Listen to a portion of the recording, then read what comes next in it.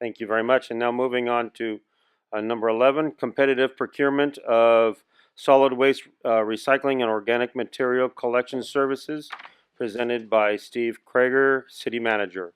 Mr. Mayor, members of the council, good evening once again. This is a returning item from your last meeting.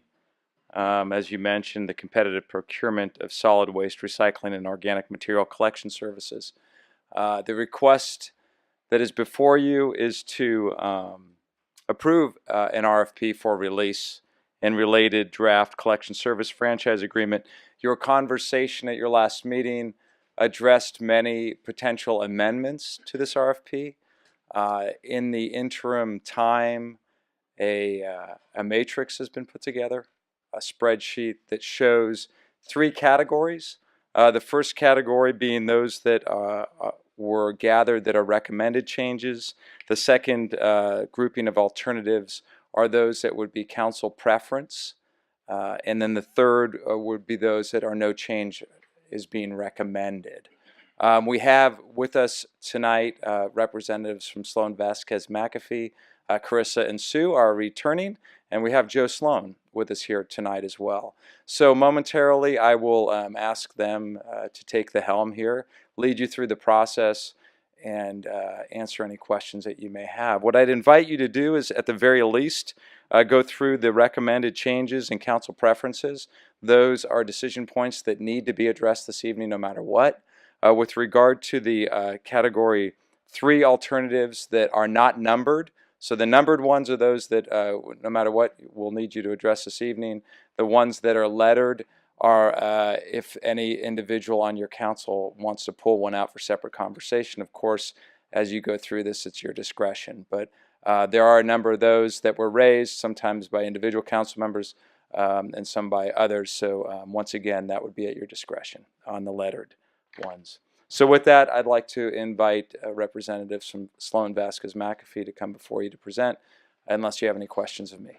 No, not at this time. All right, thank you. Get it rolling. Thank you.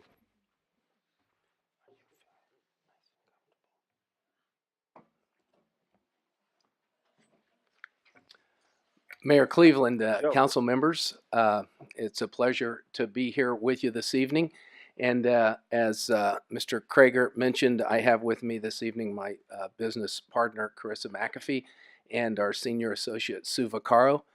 And I didn't have the privilege of being here during your last meeting, but I understand that there was a lively exchange, and to be expected, I should say. It was all respectful, though. That's right. And so we're here this evening, hopefully having addressed many of those issues that were raised, and the ones that remain to be deliberated. We're ready to at least give you our opinion and then await your decision.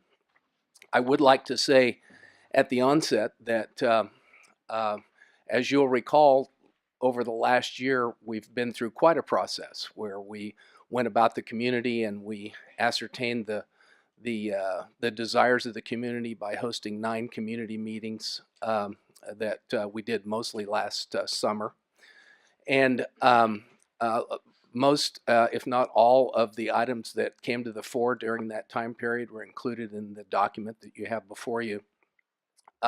Then we came to your council, and your council made the determination to go the competitive bidding process that we have before you here this evening. And one of the things that we have driven into this document is the marching orders that we heard loud and clear from you, and that is that we produce a process that would really hone the competitive juices and bring out the best available competition for the process that you have put forward. And we believe that the document and the draft contract that you have before you does just that. That in every regard we have tried to, there's a lot of use of the term level the playing field. And that's really never been our objective. Our objective has not been an attempt to level the playing field. Our objective has been to deliver a document to the marketplace that will fetch the very best rates for the commercial businesses and residents of the city of Yuba City, not really to level the playing field for the prospective bidders. Because in doing so, if you try to do that, then you actually take out a lot of the competitive process. So what we've tried to do is put together a document that is not prescriptive, but that lets the marketplace have its head and bring us all of its best ideas and its best approaches. And that's been the objective. And as I said, there's some clarifications I think that need to be made in relationship to questions that have been asked. But beyond that, we're just prepared to either proceed with the list that Steve mentioned earlier, or I can take your questions. How would you like to proceed? Recommendations or even input here? I've got what I want, but I'm not going to dictate it. So just to proceed with 1 through whatever on there. It's time, like okay. 1 through 100. No, there's not that many. Let's go through the numbered items here, Okay. okay, and just work our way through on the agenda. Okay. Well, then let's just start with. I'll move to slide number 1. And can you guys hear me? Okay. Yes. Okay. Because periodically I'm going to need to turn and look at what you're looking at. Before you go on, we do have that before those numbered items, the milestones in the timeline that we kind of came up with last time. And at this time, I believe, just to make sure we get a consensus, that that's an already acceptable timeline. And so just wanted to recognize that, but just before attachment 2. Okay. All right. So wanted to recognize that seems to be good. Okay, yes, because the starting line and the finish line remains the same. We've had to adjust some things in the middle to just make sure that we had enough time to accomplish certain tasks. But the beginning date and the end date that we've projected remains the same. Yes. Okay, so for this slide number 1, we're asking you to approve the recommended change of language that we have before you. The default residential cart sizes. I know that that's been a subject of some discussion, and I'll make my brief pitch for what we've proposed as the default service that would be offered here in the city, and then you tell us what you want to do. We prefer the 96, 96, 96 approach, and the reason for that is we want to give every resident the maximum storage capacity that they could have that they should need during any given week throughout the year. There's been some discussion over the size of the carts and so forth, but I can tell you that from most manufacturers, the footprint of a 64-gallon cart is the same as the footprint of a 96-gallon cart. The only difference is one's about 12 inches taller than the other one. And it provides the opportunity for an additional 1/3 storage space for garbage. In every case where we've done this, and by the way, I mentioned this to you earlier today, Mayor, this is not our first rodeo. We've been doing this for longer than I like to admit. But in many cases where we've seen excessive contamination of the recyclables in a community, by rolling out a larger garbage cart, we've seen a dramatic reduction in the amount of contamination that's in the recycling cart. So that's the rationale for our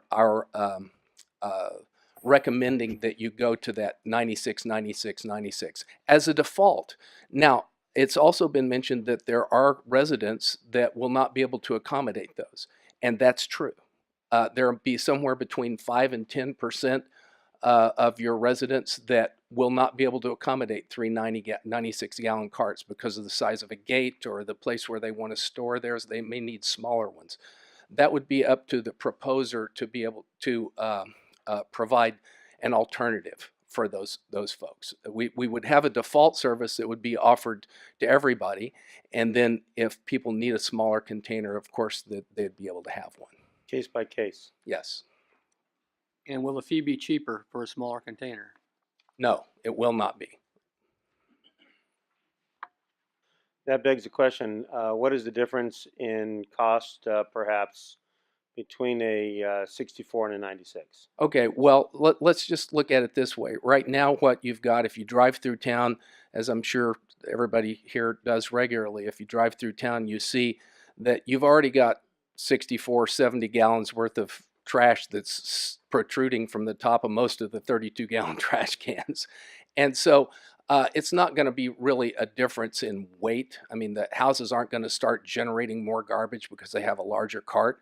What they're going to start doing is they're going to start putting some of the garbage that they've been putting in their recycling cart over in a trash cart. So you might see an increase in disposal cost, but it will be a reduction in the cost and an increase in the value of your recyclables that are recovered. So the difference in the actual capital cost of the carts between a 64-gallon and 96-gallon cart is negligible. It's $5, maybe $10 difference in the cart. But that's a one-time fee that's spread out over a 10-year period. It ends up being actually a penny or two on the rate. So in terms of the ability to be able to afford it, it's a very negligible difference in your proposed rates for service between a 64-gallon and a 96-gallon cart. And then I will say that I have been driving around town and looking at the carts on the different mornings. Sounds weird, but I mean, I can't believe how many are just little gray carts are just spilling over. And according to the regulations, they're supposed to be able to close them. They're supposed to, not be hanging out all over. And there's been extreme leniency on that, which unfortunately also does encourage contamination of the recyclables. And so we're wanting to change that behavior. And so I think at least a 64 cart would definitely change a lot of that. Yes. So that's. I just want to make one Sure. comment too, and when we're talking about the spillage and everything, and I do have to commend our current provider, and I see him getting out of the truck frequently and picking up the excess that is outside the container, and Yes. in the rain, it doesn't matter. They're out of the trucks and they're having to do it, and that's just extra time and extra labor. So I think moving to that larger container certainly would be beneficial. Mayor, Yes.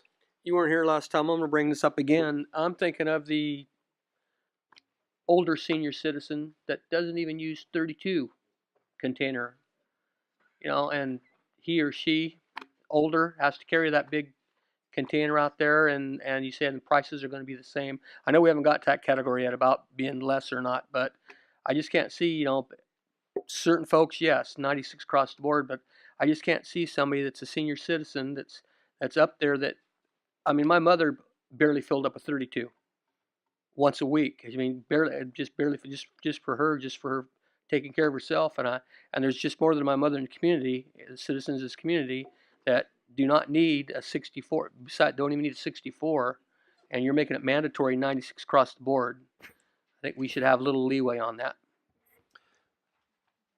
Alternative proposals? That would be now also the RFP document does have a provision there's a requirement for the proposers to offer a senior rate. Okay. What's that?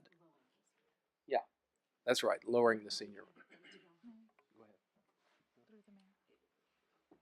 The senior citizens will be able to request a 32-gallon cart, or anyone who would like to have that smaller cart. And currently, even though they all have 32-gallon carts right now, they're paying not a cost-based rate. They're paying a rate that was established to drive certain behaviors. So it's very likely that the default cart rate will be similar, possibly better, than the current rate that they're paying for their 32-gallon cart. So it's not likely to have an impact on senior citizens for cost, and they're able to get a 32-gallon cart if they prefer. Yeah, the current rates for the larger carts are not relative to the actual cost of servicing those carts. They were rates that were set, as Carissa mentioned, to drive behavior, and that is, we're going to make these things so expensive that everybody's going to have to get their trash in the 32-gallon cart, which they've kind of done, but somewhat successfully. But we expect through this process that the prices that'll be paid by local residents for the larger carts will not be appreciably different from what they're paying for their current level of service. And there's a possibility, we said it early on that we would expect, we did not expect a competitive bidding process to effectively lower the rates. After we did some additional work on it, we thought although it's not highly likely, it is definitely possible that the rates will go down through this competitive bidding process, and we'll find out. We'll find out. But the whole notion is that when you're doing this kind of service, you have to be ready to serve the entire community. It's recommended to have a default level service, and that if people need a smaller container for one reason or another, we do make the provision for the senior citizen as far as the lower rate goes. Yes, Vice Mayor. Just wanted to make a comment. I think part of the competitive bidding process is that when proposers are putting in the proposals, there's the option of giving the different rates. So if there's the senior low income, there you put in that option if you are qualified as a senior low income individual, that you qualify for this lower rate. So part of the proposal and being a competitive bidder is to have those options put into your bid process. So that's being the creative thinker and what can your business provide as a different option for the different levels of income. So. Okay, so that's a decision to be made. We're recommending that Right. you go with the 396s, and that's a decision for council. Okay, now So, let's. Mr. Mayor, Yes. what I invite you to do, and you can do it differently, is do go through these, talk among your council, maybe get kind of a consensual feel. If not, then move through at least the numbered ones. Any lettered ones you want, but then what I'd ask is that you invite any comment from the public, so that they As can we go. have. I would say after your council has an opportunity to go Gone through through the all the ones you numbers. want to go through, Right. if you'd like We don't want to get bogged down. to afford the public process, Understand. after you've gone through them, and then of course bring it back to your council after the public input and make any motion that you'd like to include or exclude certain alternatives. Thank you. Okay, now moving on to number 2. Okay, so I'm not going to belabor each one of these like I did number 1. So what I will try to avoid setting that off. Thank you. So what I'd like to do is what we've tried to do here is address every question that you as a council have raised, and other questions that even came about as a result of the publication of the first RFP a few weeks back. So I'm just going to kind of I'll give an abstract of these, and then any clarification or explanation that you'd like from me, please just ask me for it. The second one had to do with the maximum difference destination, the transfer station. Recognize that we're not requiring that there be a transfer station. We're just saying that if somebody is going to propose a transfer station, one of the things that we are concerned about is the city's cost in actually getting materials to a disposal site from the myriad of the large volumes of material that the city collects. And we are not wanting them to have to endure a much higher cost than they have in the past in order to get rid of those items that the city collects. So in this case, what we're saying is that the proposer has to have a transfer station that's within a certain number of miles. You guys debated this last time, and I think it was kind of back and forth between 10, 11, 12 miles. Or they have to provide an alternative to the city that is equal to or better than their current cost situation as it regards disposal of those items. Okay. Number 3, The displaced employee process that is initiated by Assembly Bill 1669. There, we've proposed language there that essentially clarifies what is in that state law, and there is some consternation over that law, and there's some disagreement with it. But the fact remains, it is the state law, and there are some positive things about it that are, at least from my perspective, positive in the fact that it attempts to make sure that employees aren't displaced when a municipal contract changes hands, if it does change hands.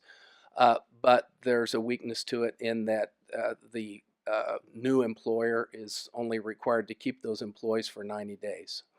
And so it may not accomplish everything that you hope that it would. Also, it only applies to drivers. It doesn't apply to the large number of other workers that are in service to the contract.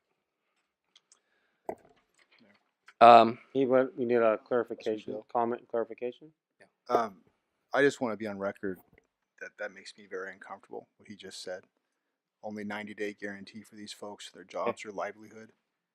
I'll leave it at that. I could elaborate, but we're moving through this. Yes. I don't like that at all. Yeah, I'm just reciting what the state law requires. Right, and we will Yeah. have time to discuss that. Okay. Through the mayor, while we're still here, on that 1669, would that be also section 1072 involved in that, or is that separate? That is section 1072. That is, That's it the- is, Also, we're talking about being fair. I did a little research also about being fair. I don't think it's fair for the folks that are doing our service right now to have to give the bidders their game plan. That's, according to this, a little research I did. You're asking them to give the wages and so on and so forth, and display what their wages and salaries are and stuff like that. That's not their. It's it's just like playing a football game and they got all your plays. I don't think that's right. Well, I agree with you, council member. What you were recommending, if we want to make it fair, these other companies, they know how to do it, and if it's going to be a bid process, it should be equal and fair all the way across the board. So I don't, like I said, it's just my concerns Okay. that it should be open. Everybody should have the same playing field, and I don't think it's right that the company right now has to give them their game plans.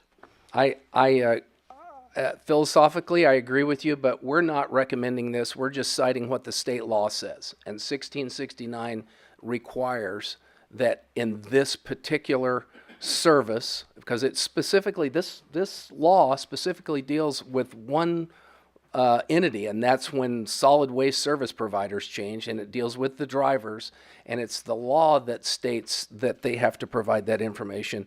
I don't think it's fair either, but I don't get a vote. Yeah. So, And we'll continue Yeah. that discussion Okay. when we come back around after the Okay. public. all right. Then city-sponsored events. One of the things that you had wanted to add to that was to make sure that whoever's providing the city-sponsored events also provides the little service boxes, not just the big roll-offs and that type thing, but the event boxes. And so this is what this language addresses. So we've addressed your request or your desire on that.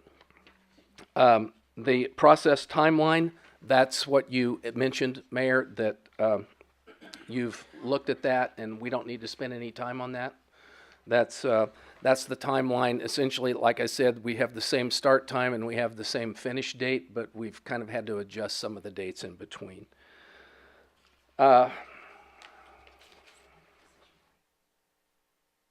Okay.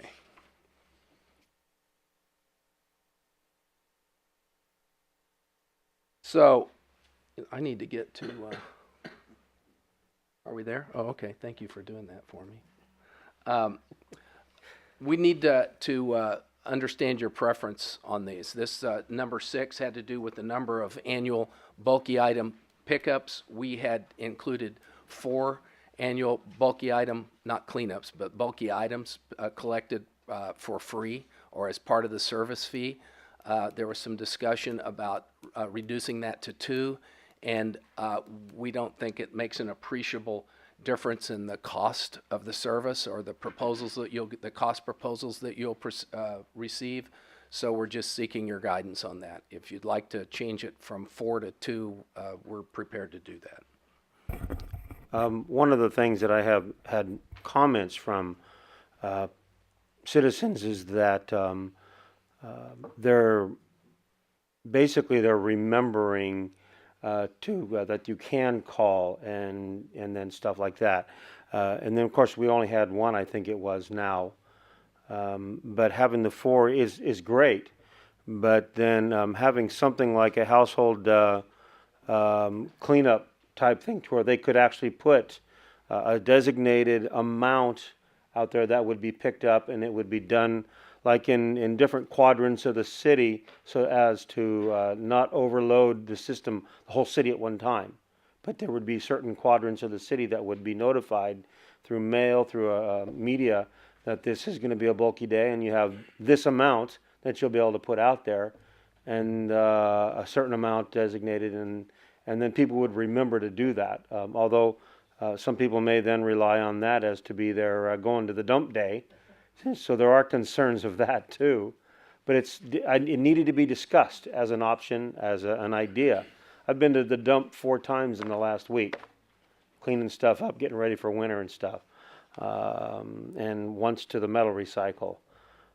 But you know, I have the ability to do that. Many people don't, and that's just the reason that I had it out there was comments by community members. You know, having a household once per year or something, and they can get rid of 4 or 5 of their bulky items all at one time.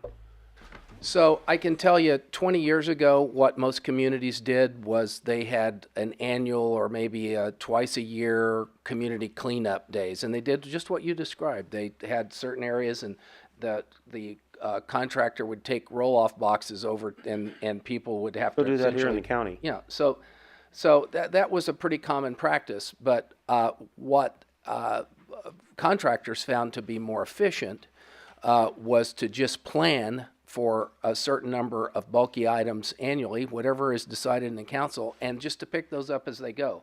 Because if we set the number at 4, guess what? There'll be 10% of the households that'll use all 4, and there'll be 90% or 80% that'll use 2, and there'll be 10% that won't use any. So, Okay. you know, we recommend going with a number and just doing it as you go throughout the year. But if you prefer to have a community cleanup, then we can certainly put it in the RFP and the draft agreement. So it's just your call. So that comes back to the council for discussion. And I just wanted it to be open discussion on that, and that's why it's even on there. Okay. So, Through the mayor, you know, the 4 seems adequate. There are locations in town that seem to be more impacted by dumping, and those are the lower income rental locations or high density apartment locations. And we see not appliances, but we see couches and beds and mattresses, anything that they can't fit in the back of a Yugo. They throw out on the side of the street, or somebody's property, and so that seems to be more the problem, and so we would need, in all seriousness, I think the 4 works, but with the transient nature of the residents in those areas, we would probably want to work with some of the higher density locations to be able to coordinate those collections so they don't get dumped by the resident moving out of the property. so you're thinking about an extra alternative for those? I think the 4 we just need to work in. Okay. Sounds good. So we're gonna make it remain the 4. Which So is if you fine. do 4, that's essentially kind of works out to 1 1/4, and that's really sufficient for almost everyone. So I'd say that's a good number. Okay. Okay. And 7, multifamily dwelling. The multifamily dwelling, what's happened heretofore is that service, I wouldn't say it's been exempt, but it hasn't been required that they participate in the green waste or the recycling, the source separated recycling programs. And in order for you to continue to make progress towards your AB 939 diversion requirements that have now been, I guess, augmented by AB 341 on the commercial sector and AB 1826 as it regards food waste or organics recycling, it's, in our opinion, pretty necessary that the multifamily sector take part in that program and pay their share of that service for that program that they've heretofore not participated in. So part of the RFP process would be that, I should say this is for your discussion. Whether you want to remain status quo or if you want to include the recycling and green waste service as a required component of service to multifamily dwellings. One of the comments you do make here is that would most or may result higher cost for the MFD customers. So in the notes in here it says green waste for recycling and green waste or demonstrate existing program that the landscaper takes the green waste and is not mixing it in Right. with the garbage or the solid waste. Perhaps some relief on that. But so, what do you all think? Because I mean, Also keep in mind that if you determine to go this way, that we'll have to, during the midst of this process, you'll have to change your city code because it's not currently, you'll have to amend your city code to make it a requirement just as it's required of single family residences. go ahead. Go ahead. You go first. No, go ahead. So you're saying like these gated communities that they just have a blue and gray dumpster. They don't have the green dumpster because they have landscapers do all their work for them. You're saying that the landscapers dumping the grass into. I know because I know some folks that live in them and they're not dumping the grass in. Or you're saying, but that's what's happening. Is what you're. No, is what you're I'm saying? talking about like an apartment complex Right. where they have dumpsters. Right. And that if there's tree trimming or lawn mowing or whatever that goes on, in most cases, the landscaper, the service company that provides that, they don't haul that material away. They usually end up putting it in the dumpster that's there on site. Right. And that's material that could be diverted and could be put to a higher and better use. And it's material that will help to increase the city's diversion rate. And the same goes with the recyclables. There are a lot of folks that live in single-family residences and also in multifamily that do some of their own recycling. They take their stuff to a buyback center or whatever, but there are a large number that don't. We do, part of our work as a company is we do waste composition studies. And what we see in multifamily waste is we see quite a larger amount of readily recyclable materials that are in the garbage dumpster. And the reason they're there is because the program's not offered to collect the recyclables separately. So that's kind of the argument or the case behind this. And we're not advocating for it. It's just a discussion item that you've had amongst yourselves, and we're saying it's a decision to be made. So for an apartment complex, we have for cardboard only, so we're going to say we have a dumpster for green waste only, is what you're suggesting. No, what we're saying is that there could be a number of solutions. One is that the complex could say, well, we don't have room for, or we don't want to have a source-separated green waste collection. We want to pay our gardener to carry it away. And as long as they can demonstrate that they have a program, then they wouldn't be subjected to a fee for green waste collection. If they don't have a program that requires their gardener to remove the material from the premises, then the contractor would provide a receptacle for that, and that would be collected and taken to the composting facility. Okay. Thank you. Mm-hmm. And the only other part of that was trying to get people to separate the recyclable from the solid waste also in the program, because as the state of California keeps changing regulations and making it tougher on our diversion, we're not going to be able to continue having as great record, because requirements are going to continue to go higher. So we need to recognize this and have this discussion at minimum, that something like this is going to come down the road in at least the near future. And maybe we want it now. Alternative proposals could be put in there. That's all part of that if they wanted to do something.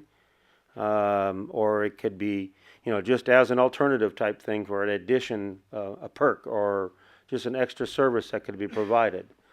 And see if we want to go that direction or not during the selection process. Because, we're going to have to change some of our Sydney ordinances and stuff like that. So it's not as simple as just making that decision, but we need to start discussing it. Yes. Through the mayor. It would be my preference to see this added into the RFP. We need to meet all of the state mandates. They will get more strict during the duration of this potential contract period. With that said, I think we have an obligation as a city to do all we can to establish the guidelines for the provider to be able to offer the best service to meet those goals. So you would wish for that to actually be added to the RFP then? Correct. Okay. Just, Mr. Mayor, as a point of clarification, that would be, the current RFP has it as it being offered, and Mr. Buckland's suggesting that it be required. Okay, thank you. Okay, is there anybody else that, this is something we're going to have discussion in the community first before I make a decision. There we go. Don't get ahead of myself. Okay, now moving on to the ABCD and the discussions of those, city transfer station. You got it? Okay, the remaining items on this list are items for which we have recommended that no changes. Correct. No changes be made. And here again, I can run through those items if you'd like to, but these are all issues that have been brought to the fore, and we've reviewed them, and we feel that we have solid rationale for sticking with the original recommendation, but we're certainly willing to provide further explanation and take your questions. Are there any items that council members see on here right at the moment that they would like specific clarification or discussion on? Yes. Okay, go ahead. Whichever. The, on number G, we talk about the disposal rate adjustment methodology and the Yes. public facility pass-through rationale. Yes. Is there a scenario there to where if someone, a company took it to a landfill offsite, and then they raised their, I don't know the jargon, gate fee? Disposal rate, tipping fee. Disposal rate? Yeah. There's no cap on that? Yes, That's there immediate is. pass through to our citizens, So, correct? I'll make, the answer is yes and no, okay? There is a cap and there isn't, and it depends on where you take it. And so I'll give my best effort to explain it. We hadn't clearly explained this before. I think we've clarified it now. Because what we've tried to do, what we've striven for at every point along here, is to do what was actually called for in all the public meetings, and that was to really, we heard competition, competition, competition. We believe in competition, and so if you really want to attract competition, you have to let people offer the best thing that they can bring to the table. And that has to do with disposal site, it has to do with the recycling processing facility, a green waste facility, a landfill, the kind of trucks they want to use.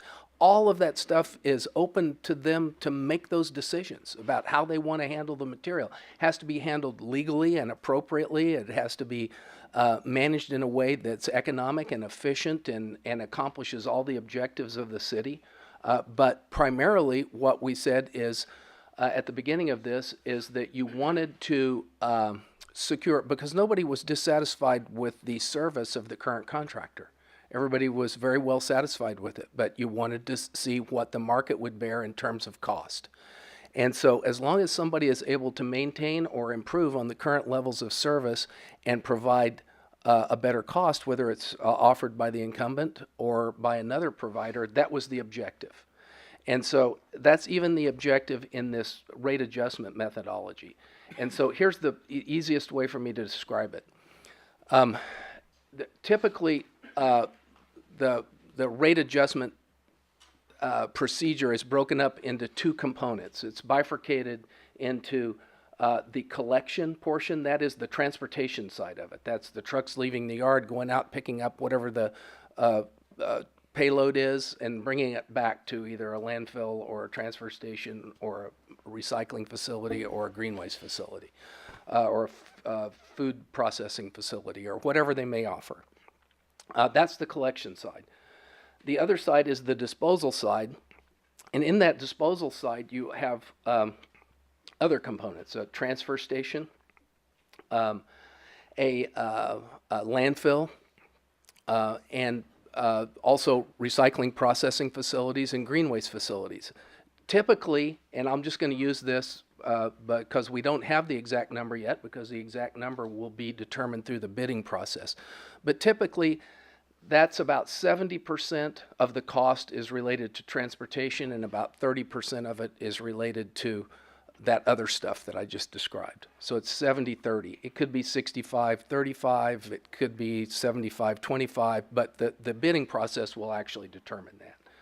So what we've prescribed here, and what's very typical, is that on the collection side, the provider, the contractor, is entitled to an annual rate adjustment that's according to your local CPI index. So they can have a rate adjustment on that 70% that is affected by your local CPI.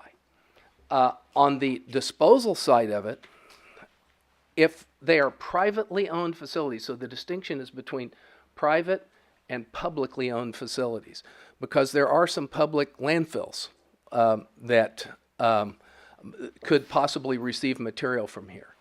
But if it's a privately owned facility, in the bidding process, the proposers are required to give us their base rate for each of those components that I mentioned on the disposal side. They got to give us a base rate for disposal for the first year, for recycling processing for the first year, for organics management for the first year, or for transfer. They've got to give us firm prices for those, and if they're privately owned, it doesn't matter if you've gone to a third party and you've got a subcontractor.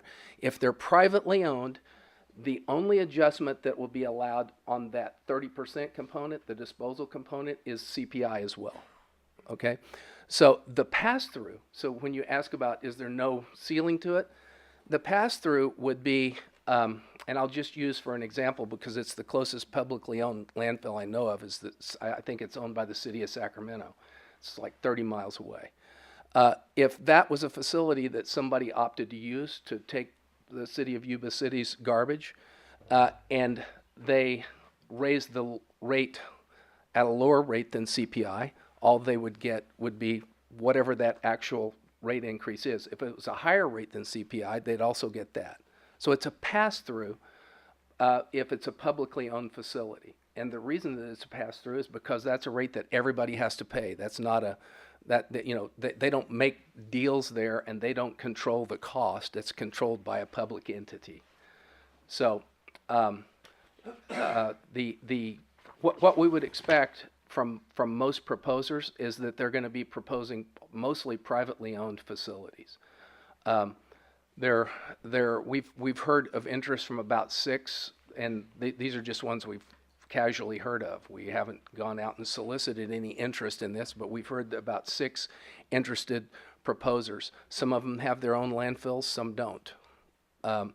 And so if they're going to contract for a landfill, if they contract for landfill disposal with a privately owned landfill, all they'll be able to get on that landfill component is a CPI increase, period. if they contract with a publicly owned one, or they wouldn't contract with it, but if they determine to use a publicly owned facility, when it comes rate adjustment time, they'd be able to pass through whatever the adjustment was that the public entity made. Sometimes they make one annually, sometimes they don't. So there's not a scenario to where you have, you say privately owned, so the owner-operator scenario, do we have one where the contractor will be taking it to a privately owned that's not the owner-operator? It would be the same condition if it's a private. Let me give an example. You've got Apex Recycling over here, and you've got Atlas Disposal over here. Atlas Disposal contracts with Apex Recycling. They're both private companies. In their original proposal, they have to put a price in there that they're going to charge for the processing of recyclables. And their rate adjustment, because it's at a privately owned facility, would only be applied, the CPI would only be applied to that. They can't just raise it willy-nilly. So privately owned CPR regardless of who brings it there? Yes. Okay. Thank you.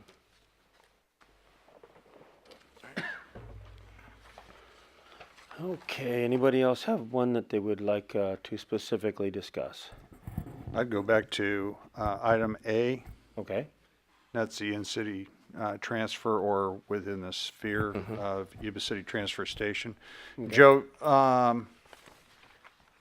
you give the 70-30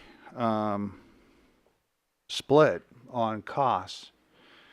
Why, if you can reduce the miles, time behind the windshield, and have a transfer station within the immediate area of Yuba City, or at least this side of the river, why wouldn't that be a benefit?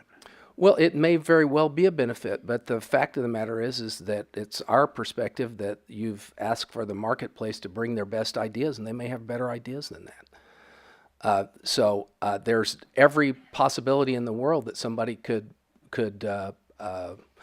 It's not easy to permit a solid waste facility, but if you want to essentially direct material to a specific site, what you're doing is you're removing part of that competitive process that you've been advocating for. Because if you want it to go to a specific transfer station that everybody has to bid to, that's something that nobody has a chance to improve on. There are people that are going to be bringing proposals to bear, that I imagine that they'll be bringing proposals to bear that will have more economical, or at least what they perceive to be more economical means of handling the material. So it should be up to the individual proposer how they want to handle the material once they've collected it. Thank you. And this is, these alternatives are ones that are not recommended to be put into the RFP to where it would be binding on the process, but it is, I think it needs to be recognized that these alternatives are also things that we would like to at least be poured over by the applicants as possible future proposals, ideas that they would, we would be discussing in the future. Well, That's absolutely. more of what it is. Yeah. It's more of a list of things that, as things go on, hey, we're going to be definitely entertaining these ideas. Without a doubt. So if they want to put something, an addendum in their thing and kind of show what they would try to do, or, we can't really wait on that, but, and then of course we'd weigh that against their history in other communities, whether those proposals have been put out before, have they been successful. We would look at as to, the record of these things happening in other communities when they are kind of discussed and stuff. So it's not going to be just. There's sometimes pie in the sky that's Right. that's set forth in proposals, and that's our job, is to help you to shine the light on that. Make sure it doesn't go into the proposal, but it's part of the discussion. That's right. Through the mayor. Yes. With these alternate options that could be viable to different proposers. When they come in, we'll have a criteria set of where we can rank points according to. Yes, absolutely. So when we make those ultimate decisions, once the proposals come in, we can see what is going to be best for the city as well as its citizens here. We'll be evaluating. Joe, just as a point of clarification, these are not in the RFP. Correct. I mean, That's so what we're absent saying. you placing them in there, they will not be considered. That's right. Although it does send a message, obviously, as you say to the proposers, that That's these are what we're some saying. things that one of you may have thought about. Right. Not necessarily all five, or a majority, frankly. Through the mayor, Yes. I just like to make a comment. I don't think there's very many people in this community that want a transfer station inside city limits. I mean, out in the county is one thing, but inside city limits is a little different. I mean, we have a wastewater plant that we deal with odor with every day, and we spend thousands of dollars every day to keep the odor down, so it keeps the area where you can live and have a good life. And, you know, you're going to have odors out of a transfer station. So I don't know if there's state-of-the-art transfer stations now that have filters on them and totally enclosed where, you know, there's nothing outside and it's all filtered and it's going to be clean air. So myself personally, inside city limits isn't the place to be. And the community doesn't want big trucks going up and down their streets. A transfer station, you're looking at 30 to 60 trips a day in an area. And inside city, like I'm saying, this is inside city limits. And the county is an entirely different story because you're out. You don't have residential or commercial buildings close to you. So that's just my thoughts and my opinion. Thank you.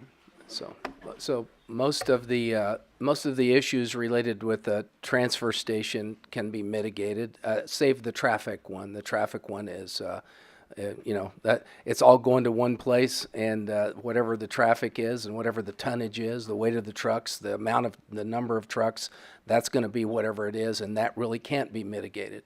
But the other issues can be, it's expensive to build a transfer station that's, negative air and misted and contains all the odors and the other factors that sometimes arise around a transfer station. They can be done, but it's quite expensive. And that's going to be the cost of the taxpayer because, I mean, the people doing this job, they want to make money too. So, I mean, I did a little homework. It's approximately $38 million to build a transfer station, approximately $38 million. And we wanted it on a 10-year plan. You're going to be raising the rates just for the transfer station alone, $25 a month. So it's going to be $75 added to the bill right off the top. Now, folks are paying $80-something a month. Do they want to pay $80 a quarter? Do they want to pay $150 a quarter? You got to throw that out there, and I don't think the taxpayers really want to pay $600 a year. Well, there's all stripes of transfer stations, and they run from mom and pop, pretty simple operations, all the way up to the Taj Mahal, which would be the $38 million job. Yeah. But all of those are things that the competitive bidding process will focus. All of those things will come to bear in the proposals that you'll get from a unfettered marketplace. Thank you. Through the mayor. Yes. I'd rather have a transfer station in my backyard than I would somebody growing marijuana over my fence. So with that said, Should have figured. So we You come up with one every time.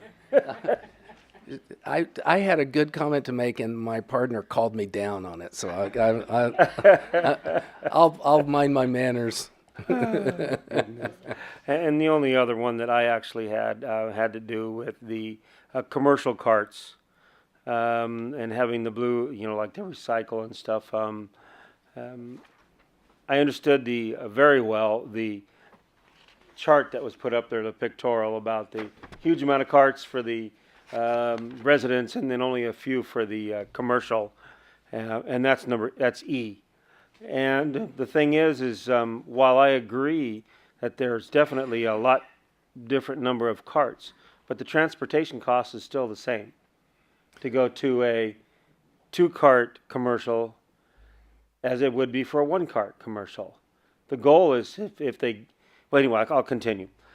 So to have the full price on both of them, a 1-cart and a 2-cart, is putting the actual transportation again on that other cart. And that's what my concern was on that, is that it is charging the full price, including the transportation to go there. Otherwise, that if you're going to have two, have it a reduced amount for both of them. Yeah, it can be all done with numbers. Numbers will all work it out. But like you said, in the past, the goal is to get them to use a bin. So the two carts, fine, but after that, that's the bin size, the smallest size. So I'm gonna try to address what I think your concern is. The differences on the commercial carts and the residential carts. If you've got a nicely gridded off neighborhood that's got 100-foot curb cuts, and you're driving down the street, and every 100 feet you stop and go like this. Mm-hmm. It's quite different than if you're out in the commercial sector and you've got one cart here, and then you've got to drive 2 blocks over here to get another cart, and then you've got to drive 5 blocks over here to get another cart. So it comes back to the transportation issue. Everything in this business has to do with time and motion and tonnage. Okay, So- now each one of those locations have 2 carts, so you have 6 carts. So I guess There's no more driving. where I was going with this is that the cost for the residential cart, the cost of actually servicing the residential cart is quite a bit lower than the cost of servicing the commercial cart. Right. So that's not your issue. The issue am I right? Or is that your issue? Is the issue that the cost for servicing the Remember, it's 70% is getting to there, getting it loaded, and getting it back. 70% of the cost. So each cart, if you have one cart, man, it's full price. Whatever it is, it Right. takes all that to do Right. it. But if there's a cart sitting next to it from the same business, you're charging them the full price for that second cart, when they didn't drive the same distance from way over there to here to do the dump. Okay, I understand. All right. And it's like, you're charged. I mean, it may not seem much, but it's 70% of the cost of, the transportation. It just doesn't seem fair to that commercial business. Okay, understood. I understand what you're saying now. So my point then is this. Very rarely will you have a commercial, because the only reason that you were going to put commercial carts out there is because they're small generators. Mm-hmm. They're people that aren't generating very much stuff. And so they're people that probably have, your kind of your standard dumpster that you see behind most commercial businesses is a 3 cubic yard dumpster. It's about this high and this long and this wide. And so it's 3 cubic yards. And they don't generate enough recyclables maybe in order to accommodate putting another big dumpster there to host their recyclables. So that's the reason they're putting them out there. There's not going to be many, and we could have this corrected by the Recology folks that I'm sure have the real current numbers. But there'd be very few that would have more than one cart on the commercial side. So there are going to be a few, but there'd be not that many. Most of the places that they're trying to service with carts it's either because they don't generate enough or they don't have the space for an additional dumpster. So does that Yes, Does I that can see inform- a okay. couple. I won't split hairs, but I can see Okay. scenarios to where you Okay. just it's either one or a dumpster. The mini dumpsters. Instead of having the two, which is almost the mini dumpster already in size. But I can understand why you're saying that it would be Well, let's put not it this having the way. space. 200 gallons is about a cubic yard. So if you put two of the, approximately 100-gallon carts out there, you've got about a cubic yard of storage capacity.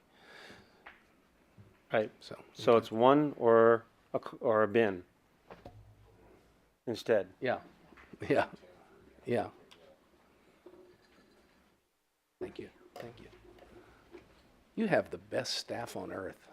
I've never had this. I've never had somebody bring me water at the. Water. Again.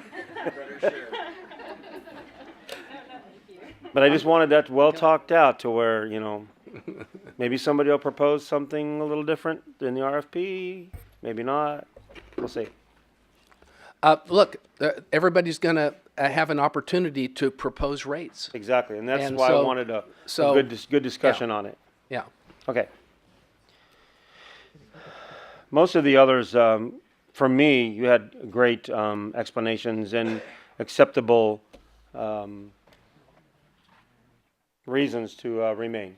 I don't know about the others, but they were acceptable to me. We had good discussion last week based on some of those. So what we go back now to is, Well, on F. okay, you got that? Hold on. Oh, Okay, well, that is saying that we're gonna offer senior rates, low income rates? That's what that is proposing? Yes. Okay. Yes. Huh? I read it 3 times and I still went over my head. I wanted to make sure. Okay. yeah. Yes, those rates are in your current contract. You have that now, and you'll have that going forward. let's see. Right. Okay, now we'll go back and if we have not satisfied a lot of the questions and people out there, I will start calling some cards up for people to speak. And hopefully we've covered a lot of explanation on some of this stuff. Okay, we're going to start with David Shaw.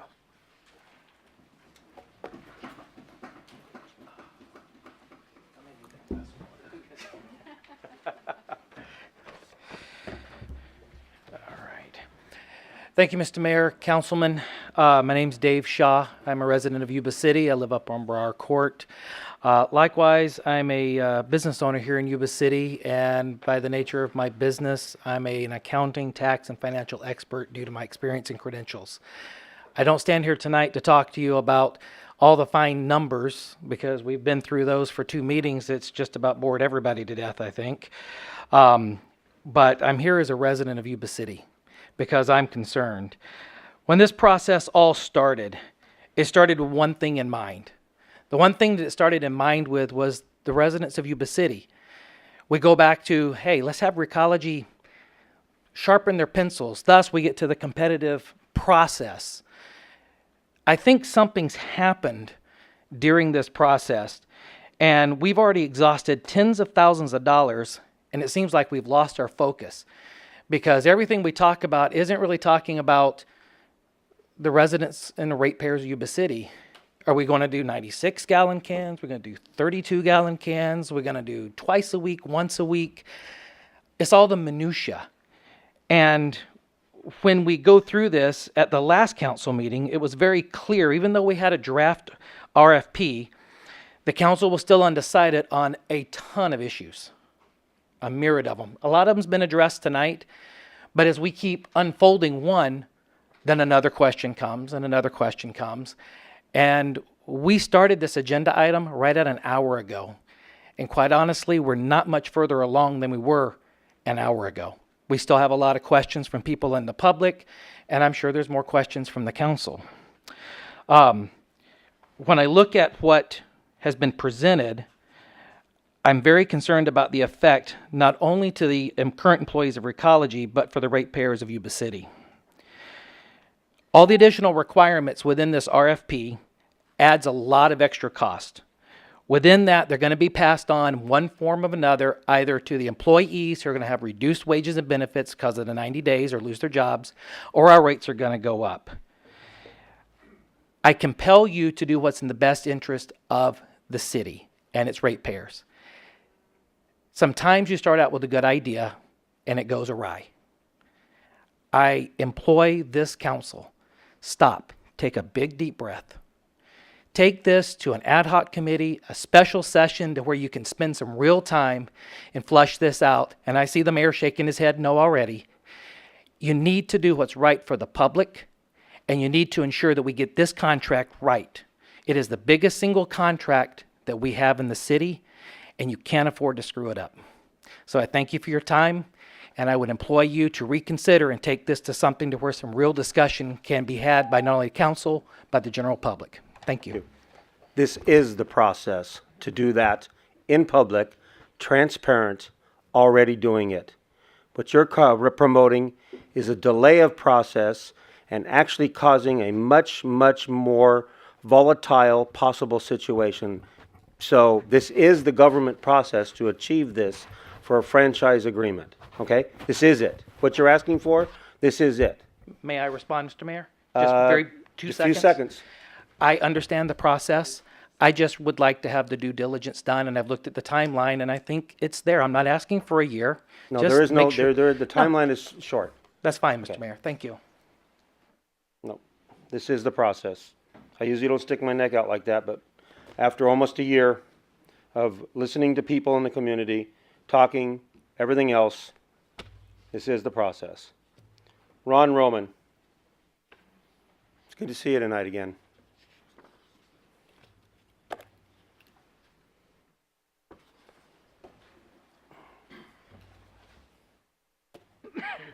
Good evening, Mr. Mayor, Councilman.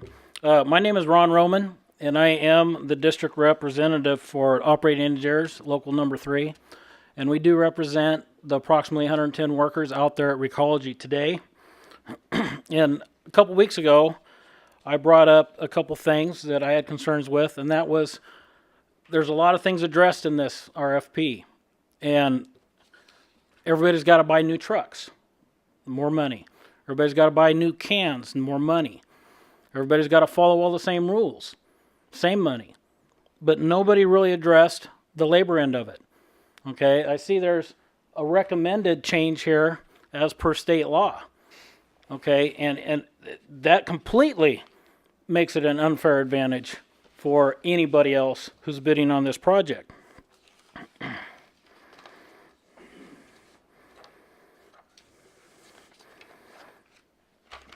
It was said earlier about the 90 days. Okay, what kind of guarantee is that for anybody? 90 days. All right, and that's only if they agree to take them on. Okay, they don't have to do that as well. It also states in here that awarding authority, letting a service contract out, shall bid, will get a 10% preference to any bidder who agrees to retain employees. Okay, does any bidder also include Recology? So if they agree to keep their employees that are already there as any bidder, do they get that as well? What does the word say? What does the word say? That's English So language. they get it as well. Thank you. Language. Yes.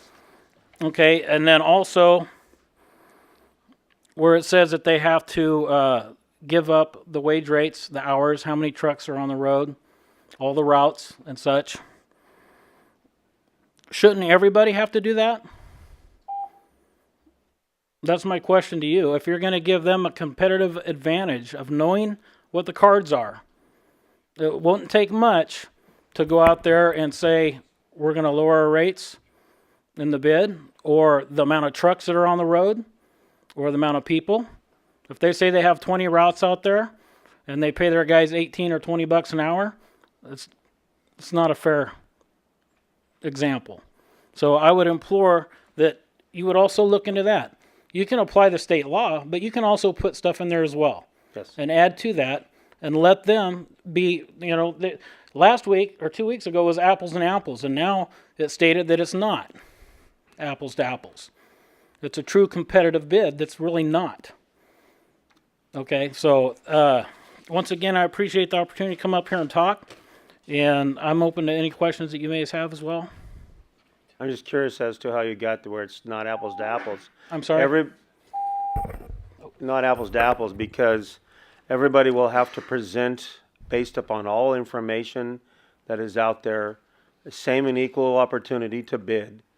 And then, if you remember on the RFP, not dealing with the employees at this time, but in the RFP, alternative proposals are there for if you think you can do better and that it would be acceptable for us. We're not going to go with something that's crazy outlandish or undercuts everybody way down. That's not acceptable in our community.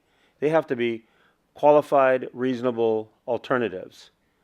And as you have said, now dealing with employees, prevailing wage issues would be one of them. The different proposals, because we have no desire to undercut the employees on their livelihood. So that's why the 10%. And Well, not only that, you're bringing up now the issue that we have to discuss.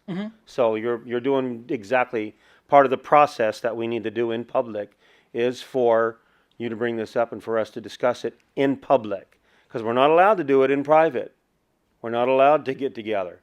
So this has to be the process. And I will not delegate that responsibility to somebody that has not been elected to do that responsibility. That's what's wrong with our government now, is that we delegate a lot of our responsibilities to others. We're doing it here in public now, whether it takes us to midnight. I've said that before, it's a joke, but I don't expect it to be then. So in public, all the rates are going to be discussed. Absolutely. So the general public knows what It will be in Recology is the bids. continuing It will with be in the bids. completely. Okay. It'll be in the, I mean, all these proposals have to be out there. 30 days prior to the bid opening? No. Okay. We have to comply no, with I understand it's state law. We have to comply with what, But you can also add in there that the competition has to do that as well, in my view.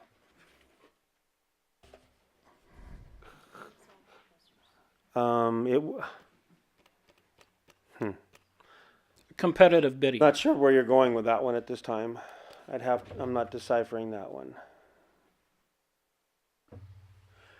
I think you're talking about what their benefits package is as a whole. Total package, Correct. however you want to put it. And then they would have to give out ahead of time what they would already provide. How can they know that? There's no way for them to do that. It's not possible. Yes.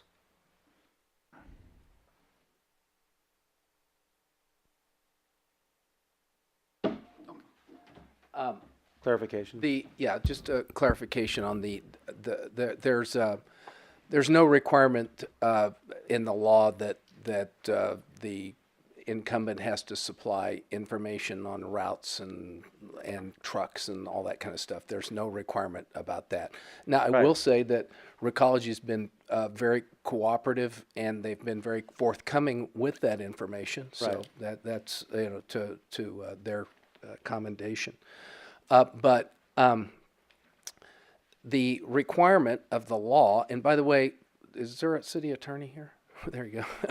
I'm not a city attorney, but my modest understanding of it is that there is a requirement that there's certain components of the existing labor situation here that have to be revealed, and so and it just applies only to drivers. It doesn't apply to the folks that work in the MRF. It doesn't apply to folks that work at the green waste operation. It doesn't. It only applies to drivers. But essentially, it does become a level playing field in the sense that whomever let's just assume that Recology is going to retain the contract. If they retain the contract, they're not going to lower their workers' wages, or at least I suppose they're not, as a result of winning the contract. But anybody else that's going to bid on it knows that that's the wage rate that they have to pay. Now, granted, they only have to pay it for 90 days if they decide they want to go through all the heartache of rolling out a new contract, hiring people, training them, and then firing them because you could pay somebody else $1 an hour less money. I kind of think that's not going to happen. So the intent of that, and by the way, I think the law is fraught with problems, but I'm not a legislator. But the intent of it is that to address really his concern, and that is that there be fairness for the workers. And so with everybody knowing what that wage rate is as required by law, they're going to have to put that into their proposal as their wage rate. They're going to have to use that in order to come up with their true cost of providing service. Now, they're not going to be required to do that by law, but they are going to be required by law to pay that amount. Is that For 90 days. okay? For 90 days, and you're exactly right. Yeah, a minimum of 90 days. Now, but this is anecdotal. For me as an operator, I'm not going to go through the most heartache you'll ever have in business is rolling out a new solid waste contract in a municipality. It is a yeoman's effort. And, it's one of the things that we talked about when we were talking to you about the benefits of trying to renegotiate with Recology early on, was that you don't go through that. But if we do go through this process and you do solicit proposals that cause you to want to take a look at them, and you do have to go through a transition process, it's not likely that somebody's going to hire workers, train them, roll them out there for 3 months and fire them. That's highly unlikely. Also, we can put provisions in there, including the 10%, the point system and stuff to encourage consideration, and we as a council can put into there that they must do it for an extended period of time, that we could actually require it to be a year. We could require it, how they have to maintain it. We can put that in there. It doesn't keep us from doing that. That's our choice to make sure that that happens. Just so I'm clear, what Mr. Sloan just said was that the bidders are going to be required, based on the rates that Recology supplies, to match those rates in their bid? They're going to be required to pay those rates. According to law. What if they choose not to retain any of them? Well, then they don't get the 10%. They lose their level status, and they'll probably be out of the bidding process. Probably not be, because it's weighted. Yeah, well, that's to be seen on whatever wages are proposed. So, but it does also say in here, nothing in this section requires a contractor or subcontractor to pay the same wages or fringes, right? So I'm assuming that means if they choose not to retain any of the trained people that are doing that today. After 90 days, you're talking, or? It doesn't say that is a different section. So that's a different section from that. Okay. From the 90 days. So, okay, so we're clear that at least if they retain them for 90 days, they have to pay and bid the same rates. If they choose not to retain them, and that's got to be declared. They don't have to bid the same rates, but they have to pay the same. Okay. Okay. All right, that clears up some of my stuff. So I appreciate it. We're definitely going to be sending the message out, and I hope they get it, that anybody out there wants to bid, they better treat our citizens around here fairly, otherwise they go low on the list. And you hit it on the head, Period. Mayor. It is the citizens of Yuba City, Exactly. and they're contributors to this city. I'm very aware of that, as we have discussed, and I have discussed with others, So, and with people that have wanted to bid. That has been a strong emphasis. You do not hurt our people. no, I appreciate that. Otherwise, you end up shortlisted, or don't get on the short list. Thank you. Mr. Mayor, over here. Yes. Just for clarification, I wasn't exactly clear when you were talking about the 90 days. The law is very clear that any successor, if it chose to, would be required to retain the employees for up to 90 days. Correct. I don't think, and of course, this is a brand new law. There haven't been any cases, but my quick reading of the law, I don't think we would have the authority to extend that 90-day period. I'm not sure if that's what you're alluding to or not. I was, Okay. but And I'm just making an opinion off the Thank top you. of my head without doing any research. I don't think there are any cases on it, but just reading the statute, I think we're limited. And again, just for clarification, a bidder isn't required to indicate that he's going to retain it for 90 days, but if he does, he gets a 10% preference, right? Okay.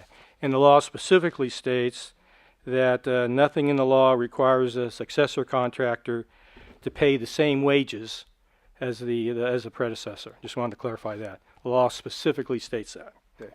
Okay.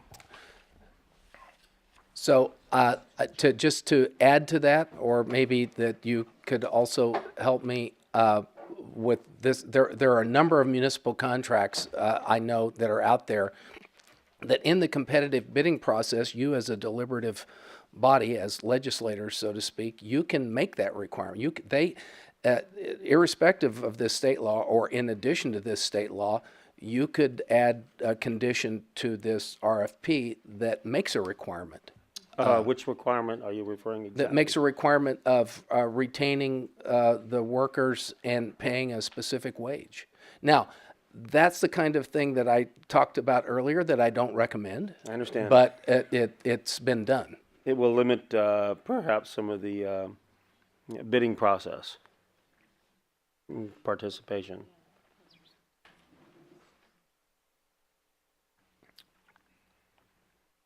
Are we ready to move on, or is there any resolution on thoughts on that one?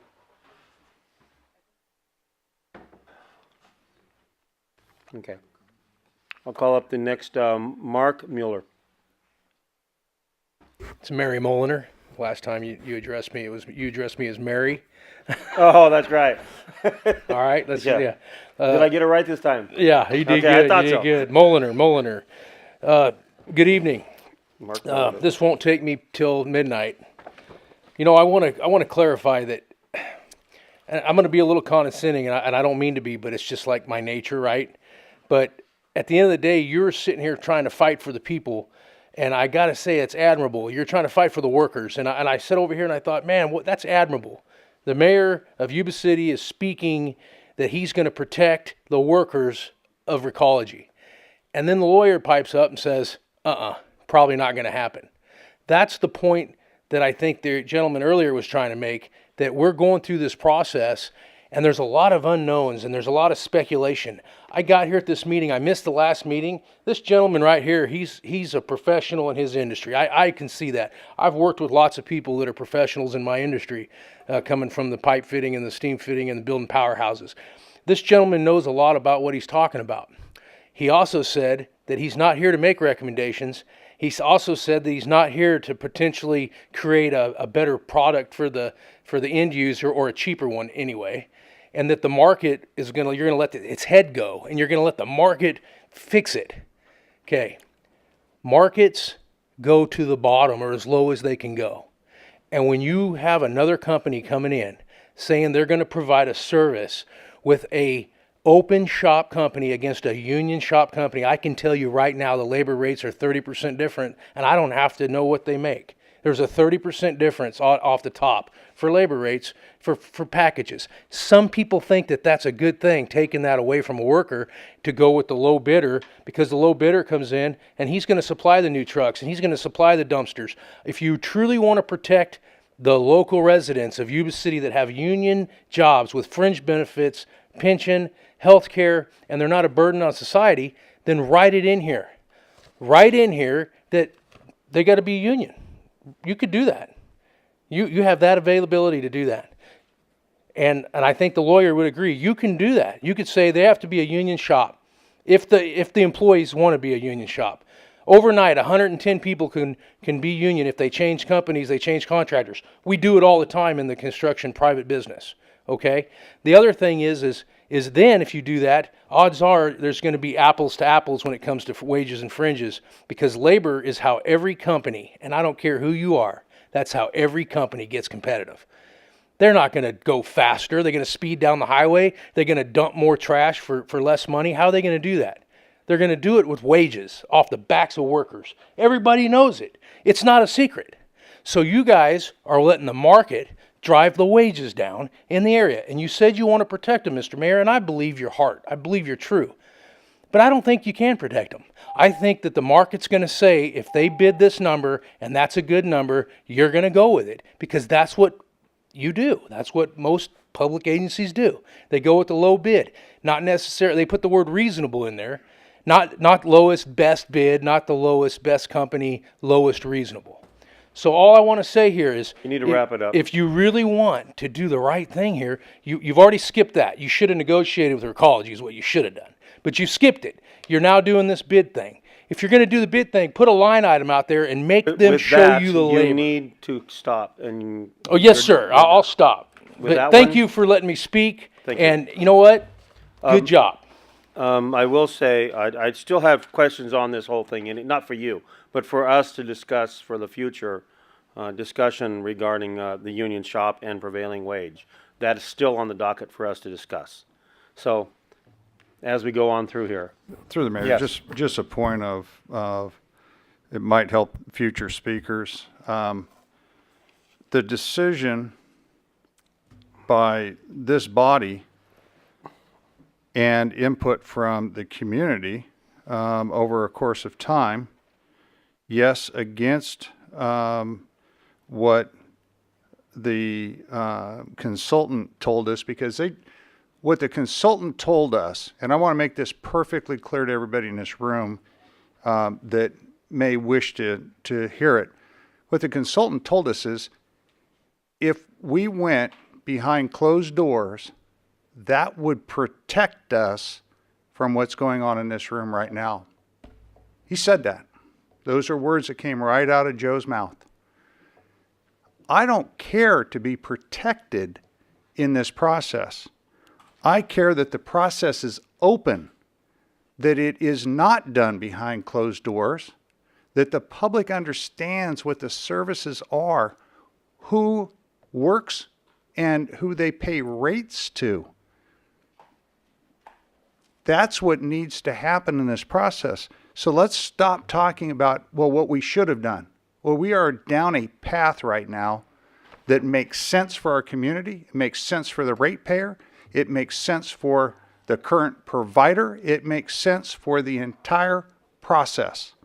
I mean, if I hear one more time we ought to back up the bus and drive it some other direction, that's ludicrous.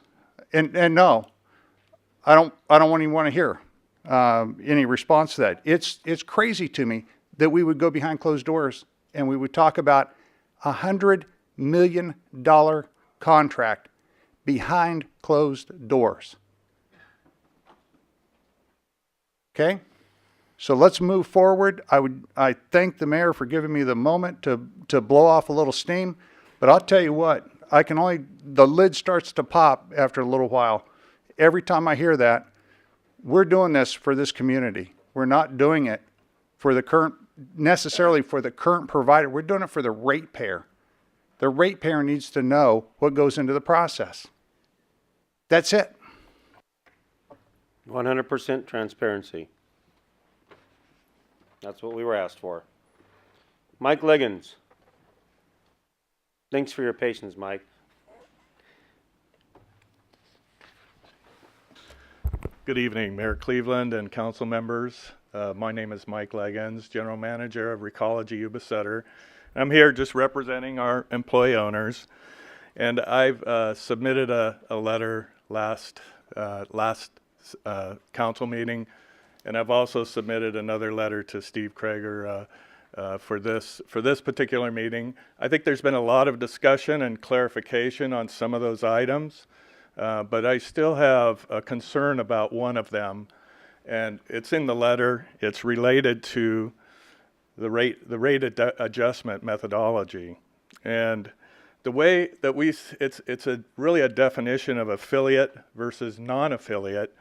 I think there's some clarification there that in the presentation tonight, but I still disagree that it's almost like there needs to be a little bit more clarification in the document. The way I read it is, and the way that we're looking at it is, for example, if we proposed on a project, we propose our own facilities, we're an affiliate. If a competitor proposes on a project using our facility, then they're able to not be charged the CPI rate, but they would be charged, whatever gate rate would prevail. I'm saying that's how we're reading the document. Okay. So I just request a little bit more clarification in the document, and I think it was provided tonight, but a little bit more would be helpful. So with that, we just appreciate being part of the process and look forward to participating further. Thank you. Okay, I see what you're saying. Thank you.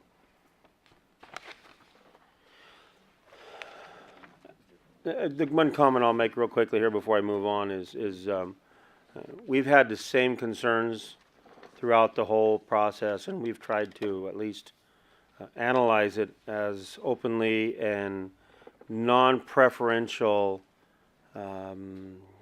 for anybody's benefit as far as a competitive bidding process. So trying to put ourselves in both sides of the equation and then read it and say whether it would hurt me on one side of the story or on the other side. So we have tried to do that, and I hope you can see that. That's what we've been trying to do. Okay, Dave Kunin.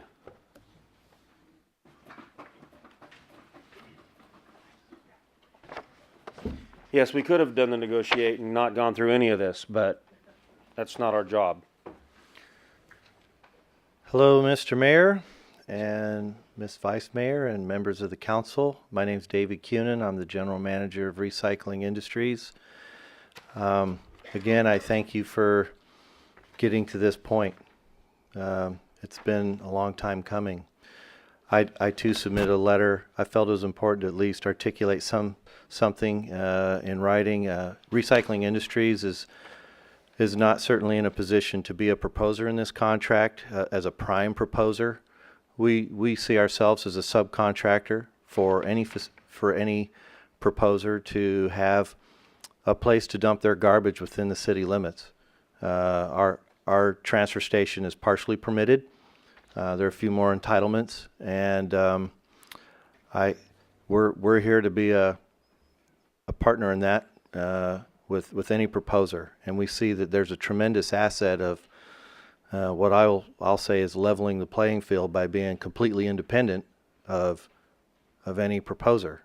That we provide a local domicile for residents and businesses, and less windshield time, and which in our expert opinion as operators and kind of knowing a little bit about the cost, that it's going to result in the best, lowest rates and the best service for all the residents.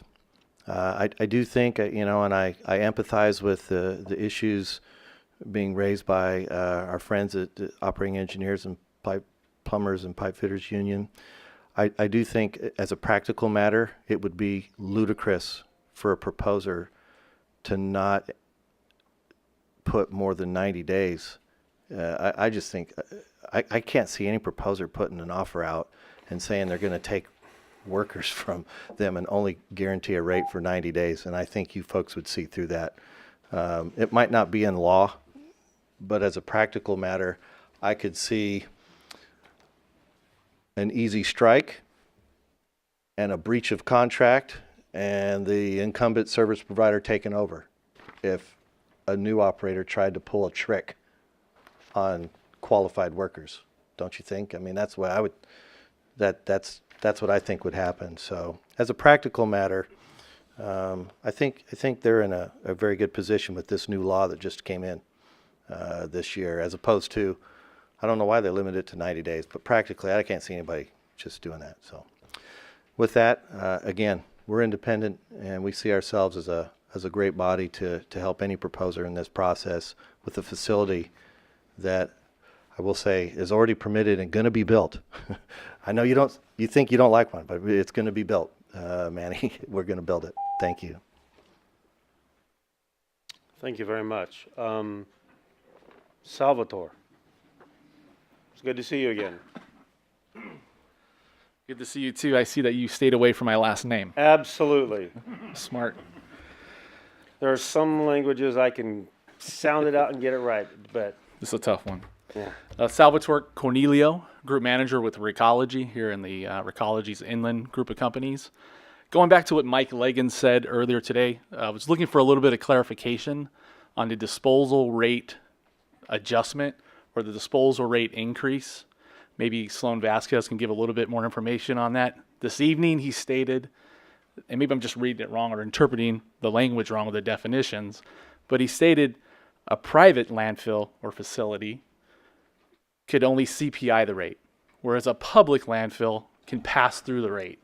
But I read it as an affiliate who, if Recology, for example, is a contractor and they're affiliated with the landfill, they can CPI the rate.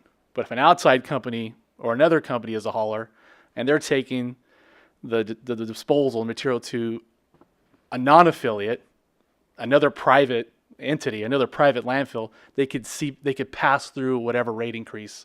That's how I read the contract, but there's a definition of affiliate. So maybe he can clarify for that for me. Okay. Because when I read the definition of affiliate, it talks more about ownership, not so much public versus private. Okay. And thank you for your time. Thanks. Would you like that immediately? Yes. In public? Yes. I'm just making sure you say that. Thank you. Immediately. I do have fun with words sometimes. Your smile made it to where I knew I could say that. You know, you'd really better hop to when the Italians in the trash business. Oh, I know give that. You some. He had a smile on, so.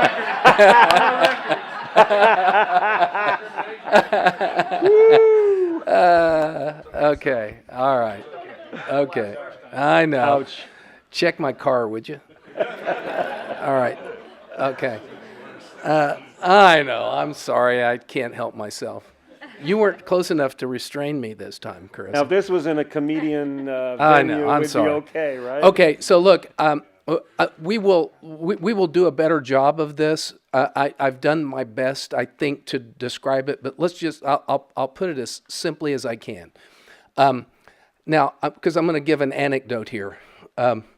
Recology is going to charge $40 a ton at their landfill. In their now, come on, this is my anecdote. They're going to charge $40 a ton at their landfill for disposal of material in the landfill. Now, let's say some other hauler that wants to bid on this comes to them and says, we would like to use your landfill to service our proposal in the city of Yuba City. Do you think that Recology is going to give them a lower rate than $40? I think not. I think they're probably going to give them a higher rate than $40. And this is the way that it'll be across the board for all services. There are going to be competitively, everybody that wants to propose on this is going to be out trying to sharpen their pencil the best they can and get the best rates they can at every facility they can. So in the RFP, whenever they offer a proposal, the bidders will have to they have to set in stone a rate that they're going to propose for, and in this case, let's just say disposal of garbage. And so I'm not going to complicate it by adding all the other ones in, but it would apply to them as well. So they're going to have to put a rate in for disposal. So let's say you get 6 proposals, and one of them is for $35, another's for $36, another's for $37. They're all different, but that's the rate. That's what's set in there. If that rate, and they also have to identify the facility. Yes. That rate is set in the contract, and if it's a privately owned facility, it doesn't matter if it's an affiliate, it doesn't matter whatever. If it's not owned by a governmental agency, that rate is set in stone, and the only rate adjustment that it will be due is CPI. Okay? If it is a government or a publicly owned facility, like I gave the example before of the landfill in Sacramento, often their rates are also adjusted by CPI. Sometimes they're not. Sometimes they may not even make an adjustment in a given year. Other times they may have some additional expenses that they want to add in, so their rate adjustment may be a little higher than CPI. But if it's a publicly owned facility, that rate is the rate that everybody pays, no matter, they're not making deals, and they're not offering, a one rate to somebody and a lower rate to somebody else. That's a publicly set rate, and in those cases where a publicly owned facility is part of the contract and is part of that base proposal that they give, On that component for the rate adjustment, they'd be able to pass through 100% of whatever that adjustment is. In a given year, if that Sacramento landfill doesn't do a rate adjustment, there'd be no adjustment, it'd be zero. In a year when CPI went up 2% here, they might, for some reason, say, for our landfill for this upcoming budget year, we're requiring a 3% increase. And if that's the case, that's what would be able to be allowed to be passed through. So the distinction is whether it's privately owned or whether it's publicly owned. That's it. That's the only distinction. And the rate adjustment that can be made on an annual basis for the privately owned facilities is strictly CPI. Okay? That's as plainly as I can describe it, and I'll try to do better. Oh, absolutely. Do you want me to restate my name? No, just playing with you. I appreciate that example and the clarification, but I just want to urge the council to be very cautious in that, if that's the case. Mm-hmm. Because I know of publicly owned landfills that do CPI every year. I know a publicly owned and operated landfill near us, very close to us, that's considering a very drastic increase because they've decided to make some significant changes to that landfill that aren't solid waste related. And in that situation, if that was the situation here, the ratepayers would have to bear that. And there's a lot of cases where publicly owned landfills and publicly operated landfills could potentially lose customers and rates can go up because tons in a landfill are incremental. So I just be very careful. I understand the protection part of it. It's a publicly posted rate, but there are unforeseen circumstances that can occur at publicly owned landfills that can increase rates higher than a privately owned landfill. Understood. So that's just all I want to add. Thank you. Thank you.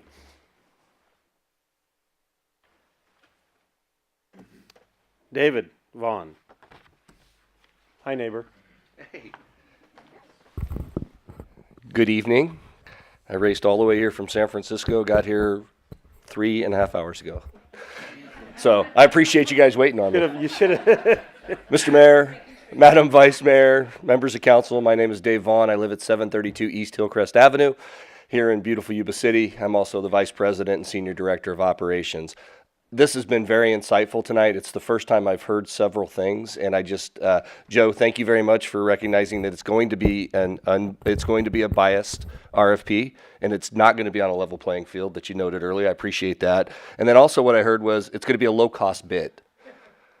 It's going to be an RFB. That kept getting pounded by Sloan Vasquez. It's going to be an RFB. It's going to be an RFB. So with that, I appreciate that because it does provide us some clarification as we start to move forward and the other answers that you guys and others have provided tonight. So with that, I do want to tell you on behalf of the employee owners, we stand ready, willing, and able to go through the process. We look forward to a fair and unbiased procurement process.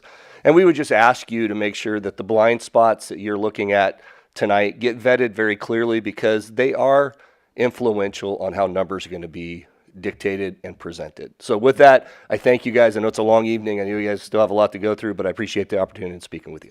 Thank you.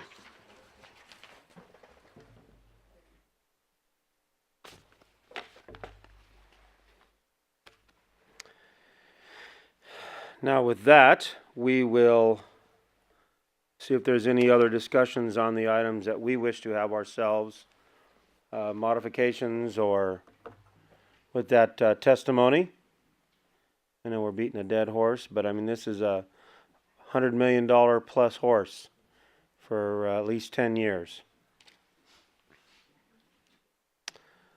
I think we were pretty clear on 1 through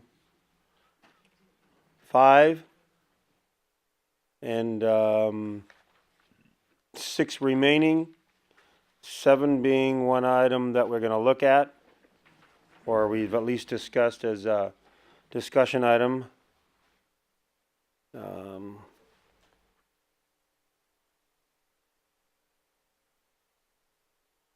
So number 6 goes away as a recommendation, preference.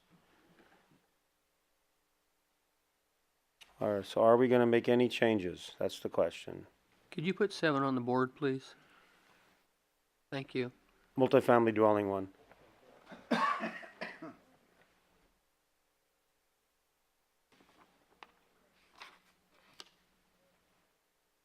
And that was requested to be put on there for some alternative, or actually in the RFP as a required. Correct. I think it's time to move forward with that because a lot of changes are coming forward to us in the from the state.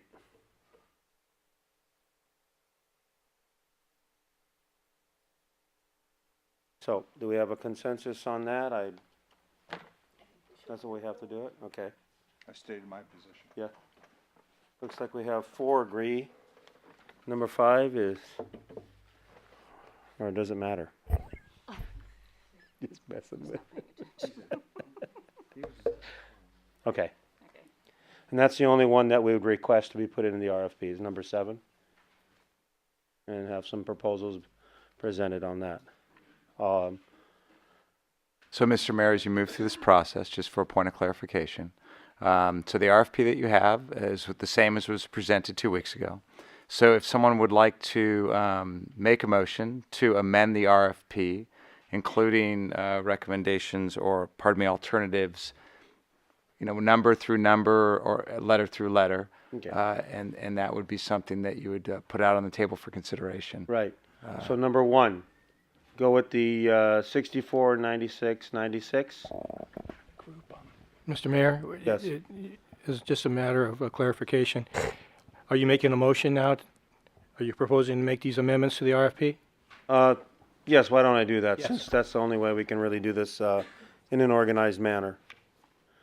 I will propose that 1, with the 64, 96, 96, the maximum of number 2, number 10 or 11 miles, would that be appropriate?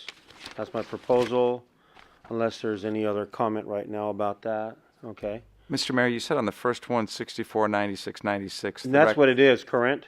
The recommendation is 96, 96, 96.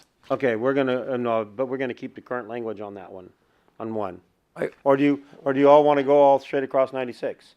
You probably want to make a motion. Someone on the council would make a motion, either individually to amend it, or they could group a number of alternatives together. And that motion would be seconded, and then you'd vote on it. I'm going down the list as alternatives.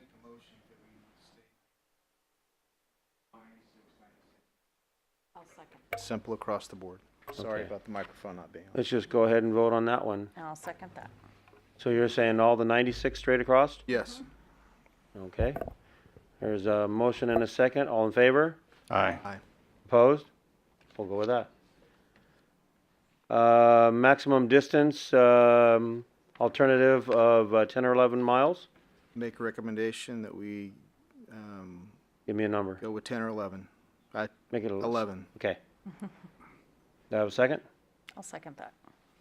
All in favor? Aye. Aye. Opposed? All unanimous there. Number 3. Okay, that's the employee one. Slightly more discussion perhaps on that one.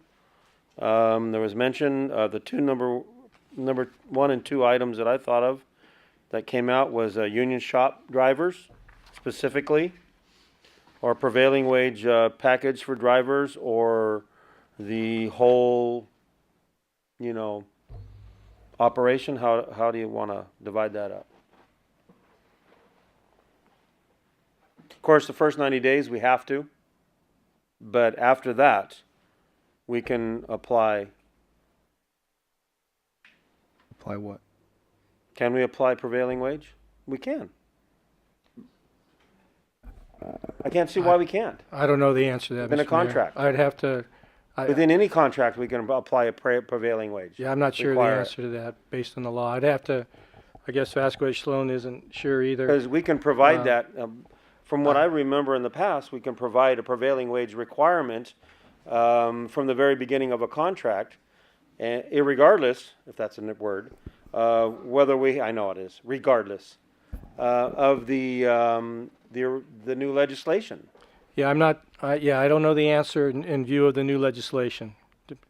I I'm just telling you, I'm not sure of that. There is a distinction to be made between the prevailing wage requirement and a collective bargaining agreement. Okay. So they're separate issues.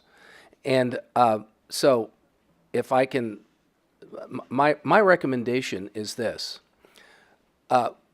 We have, by we, the evaluation criteria that we've set before you that has been discussed and I think you've agreed to, will take all these things into consideration. And what we'll see through the bidding process, the gentleman mentioned earlier that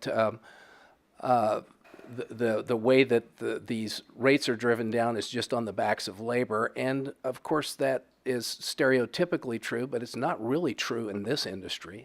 In this industry, there are a myriad of factors that are all cost centers that all drive the price for this service. Labor's one, but there are many others that drive the price of this service.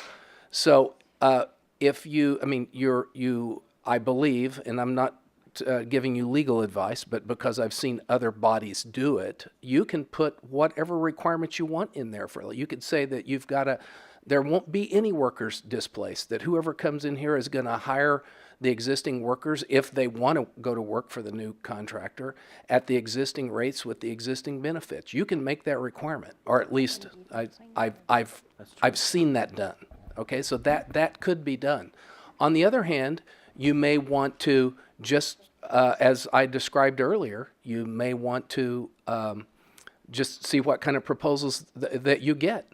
And if you get somebody that comes in here with a lowball rate because they're going to pay workers minimum wage, that's a contractor you don't want. So it becomes part of your deliberative process. That's part of the decision that you'll be making. We'll bring those things to your attention. Right. Okay. Right. That becomes part of our criteria. Let me read this real quick again. But they want the shop to be union, is what they were asking for. Well, that's not an even playing field when That's not RFP. community. Mr. Mayor, can I offer just a suggestion for you guys to consider? To consider, yes. Somebody's going to have to let me out the back because the union guys aren't going to let me out when I say this. Most bidding processes, and Sloan Vasquez will attest to this, they will require an MOU with the union. Everyone has to sign a labor peace agreement that indicates that everyone's on the same playing field when it comes to the collective bargaining agreement. They did this in Los Angeles, which is the largest undertaking of any franchise system known currently. And that's how they address the labor peace, labor issue. And they sign MOUs all the time with folks that are competitively bidding. They would go to Republic or others, and that's how they would address the competitive bid or the collective bargaining piece addressing labor. And I just offer that. I see this all up and down the coast in all the places I work at. These folks over here, Ron and those guys have seen them. And it's a simple way to sort of solve what is a concern of others. And it does level the playing field, which I know we're not trying to do totally. But it does protect labor. And I just offer that as a recommendation, and it's easy to put in. And if there's language you guys would like for us to recommend, we can provide you that language. Please.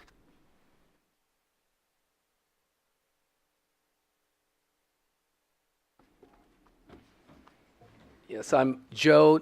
Let's not level the playing field, Sloan. There's too many factors involved to level it. Okay, all right. Anyway, I've been misquoted so many times, I'm used to it by now. So the only caution that I have for you is that, and the process that Dave described is accurate. That's exactly what was done in Los Angeles. And it's a very strong union environment. And it's not unusual. It's a normal practice in the Bay Area. However, I will tell you, if that becomes a requirement of the RFP, it's going to exclude non-union companies from the process. So if that will be, if you're only going to accept bids from people that have an MOU and have a labor peace agreement in place, it'll be only union companies. Now, that's a way of accomplishing you know, the objective that I've heard some interest in, which is maintaining the standard of living of the current employees. And if that's your objective, that's one way of doing it. But yeah. One point of clarification on that, just to make sure. So time. Joe's No former more. employer is non-union, Athens Disposal, and they signed a labor peace agreement without negotiating, without being in a CBA. So it does not preclude non-union folks from bidding on business. They are the largest receiver of the awards in Los Angeles. They just signed a labor peace agreement with the union. So again, I point that out. It doesn't dilute the process. It levels the process. No. Joe knew I was going to say no. He played the game. He's playing the game. Yeah. I knew this was in my last full meeting, and I had to be the biggest one. Hey, that's the way it is. So is there any direction, desire to go that way, or leave it fully open to the full process? I hear one. I want to leave it open to the full process at this time. Question for city attorney, if I may. City attorney? Is there Tim? anything we can do? I know that we can't, we was talk about we can't extend the requirement to maintain employees for beyond 90 days. Is there anything we can legally do to help secure these folks' job into perpetuity? Councilman Harris, again, I'm not really that well versed. Okay. And I'm just looking at the actual statute that we're talking about that was enacted last year. And it talks about the requirement, if a proposer wants to, he can promise to retain the employees for 90 days. And the Legislative Council's opinion at the beginning says that law, among other things, includes limits on the requirement to retain employees. And that's all I can. Okay. That's you know, I'm kind of at a disadvantage. Sure. I'm not an expert in this field. I'm just looking at that recent law that was enacted in the verbiage. Sloan Vasquez is indicating he's seen cities impose additional requirements. My only question is, did that occur following the enactment of this law, which was just effective at the beginning of this year? So I'm not sure, and I apologize. I don't know the answer. Thank you. Through the mayor. Yes. And this is just a question that I would have is, could this be addressed through the waiting, the RFP waiting process to see, to add weight to retention of employees beyond or up to a certain period of time? I don't care what it would be. That we would evaluate that in the process. I say it can. The valuation criteria is at your pleasure. And so we've recommended one, we've discussed it, we've tried to explain the virtue of it. But in order to address this current issue, that's an excellent way of going about it. So if you'd like to include that as an evaluation criteria, we can certainly add that. I believe that would be a fair and proper way to deal with the constraints that are placed in front of us with the section and with legal advice at this point. So the recommendation, since it already has 10, Right. would we propose splitting it 5-5, or would we propose an additional 5 on top of waiting? How would we do that?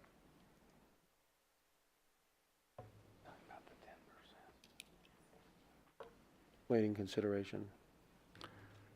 I just came up with the idea. I mean, now you're pitching it at Mr. me Mayor, for I wasn't, weight.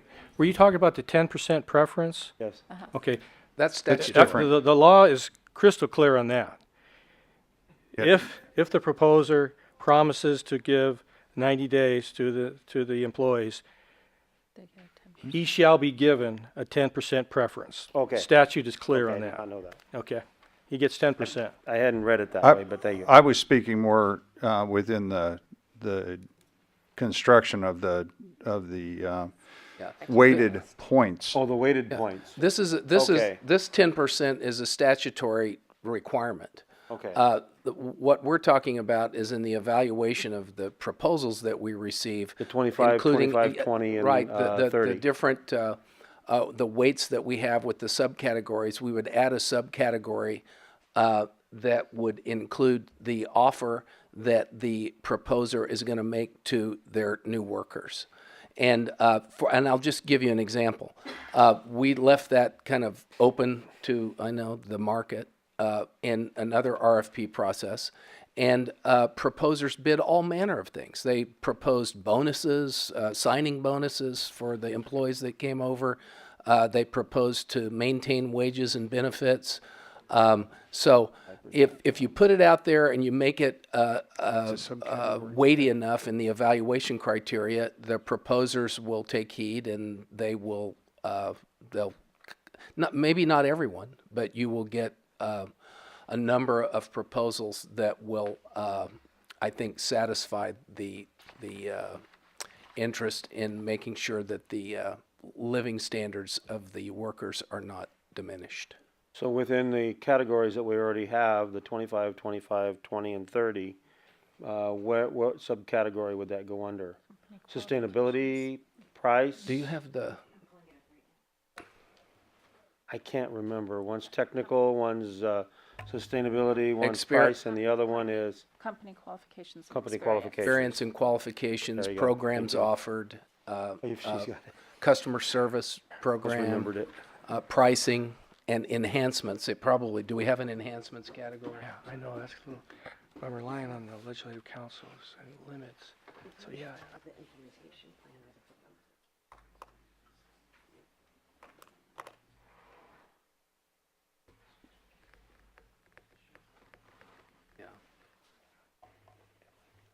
We have under the category implementation plan and capabilities of the company, that's weighted at 20%, and we could allocate a significant portion of that 20% to the offer to the employees. Okay. We have, I mean, there are a number of subcategories under each one of these that's where I would propose to add it. Yeah. I'd like to move item number 3 with the recommendation with the revised language to include that 20% category be split at 12% regarding the retention of employees. Okay. Do that. 12% of the 20. 12 of the 20. Okay. You need a second? That was a motion. I'll second it. All in favor? Aye. Unanimous. Thank you. Sorry it takes so long, but I mean, these things are super important. Number 4, sponsored events.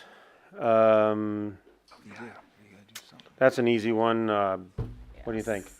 Make a motion, staff's recommendation on that. Second.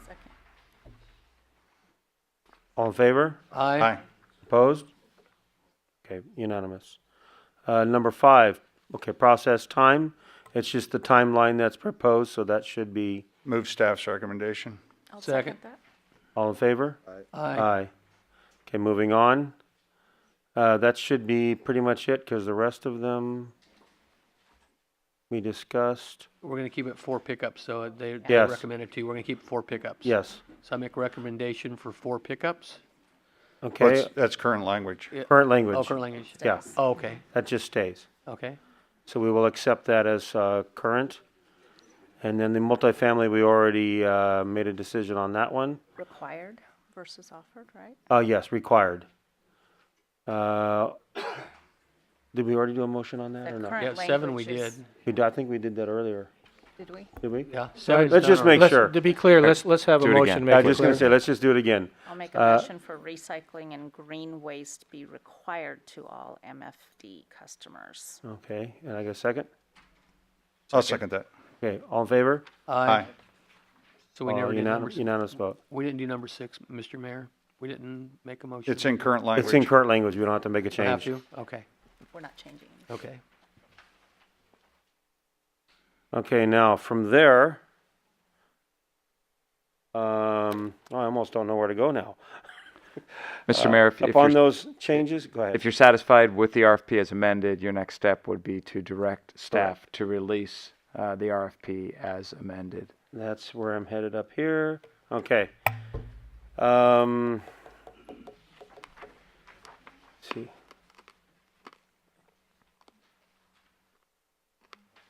Okay, I'm looking for a motion to, since we've already done A and considered, so I'm looking for a motion to accept putting out the RFP as amended. I'll make a motion to approve the content and release of the RFP for the franchise collection services and associated draft collection services franchise agreement as amended. Right, good. I'll Thank you. second that. All in favor? Aye. Opposed? Unanimous vote. Okay, I guess that's it, and we will move on. On to the timeline. Okay, number 12, first level manager's letter of understanding. I think it's gonna empty out, Mr. Mayor. That's okay.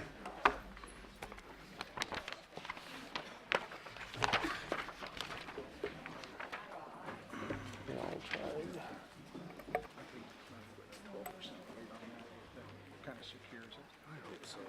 And that's only 90 days. No, it extends it beyond that. Does it? Yeah. How? Because in your contract, they're going to say, we're going to give them consideration up to 12% based on how far they extend that out. Okay. Because that's my, that's my biggest thing, man. My biggest thing. Yeah. And not just because, you know. No,